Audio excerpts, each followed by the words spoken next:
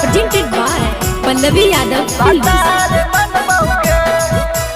Mixed by Bhim Albela.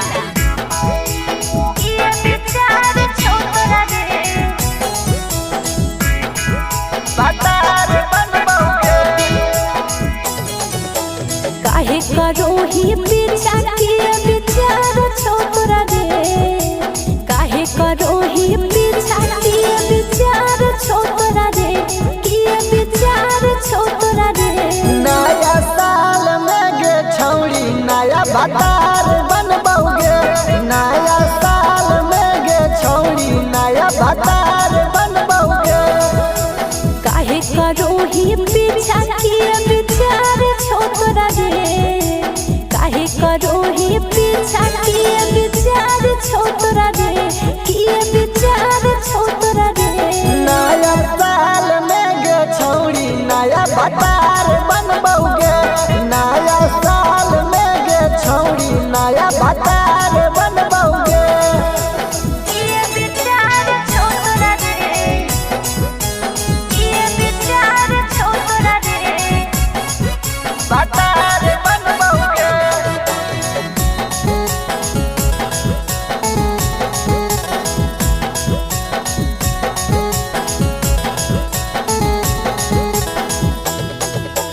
काहे करो ही छुछुनर के जैसन, मुहा लागो तोर बनर के जैसन। जेते गरिया में गे छौड़ी गरियाइले, लेकिन दुल्हवा तो अपन बनाइले। तोरा जैसन लंगुआ यहाँ हजार छै नै रे, तोरा जैसन लंगुआ यहाँ हजार छै नै रे, यहाँ हजार छै नै रे। नया साल में गे छौड़ी नया भतार बनबोगे, नया साल में गे छौड़ी नया भतार बनबोगे। किए विचार छोरा रे, किए विचार छोरा रे।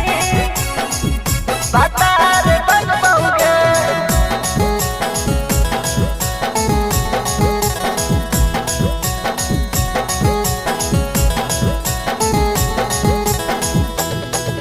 ये हमरा पछोड़ा तोर गलतों ने डाल रे, जाके पटावे फिर दोसारा माल रे। बुझले तोरे कन्हैया बनैबो अपन गे, चाहे खेत बिक जतै बीघा बावन गे। पीछा पड़ल बबलुआ बेकार छै तै रे, पीछा पड़ल